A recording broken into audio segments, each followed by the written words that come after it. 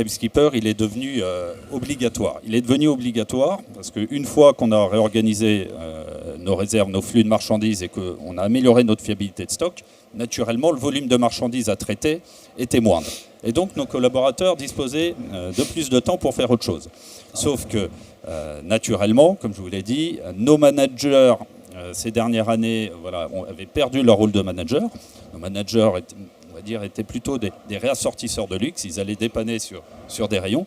Et donc, on avait besoin de les outiller, d'avoir un outil qui leur montre où sont les heures disponibles pour pouvoir manager ces heures disponibles, accompagner leurs collaborateurs, les faire grandir.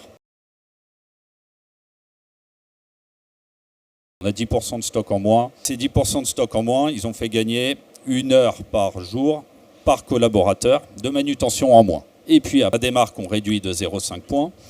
Sur la vision, la perception client, donc on a sur nos meilleurs magasins, on a un taux de rupture à 2%, donc un taux de disponibilité à 98%, et un NPS qui s'améliore avec une réduction de 5 points de score de détracteurs, et une amélioration aussi de l'expérience client sur la circulation dans les allées et la disponibilité de nos collaborateurs. Globalement, on a gagné 10% puisqu'on a à peu près 500 heures sur le libre-service et que on a gagné 50 heures donc, par semaine, je parle en hebdomadaire.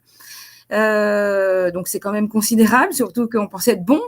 Et puis, la deuxième chose, c'était surtout, nous, au départ, pour l'organisation, parce qu'il y avait des dysfonctionnements entre les équipes et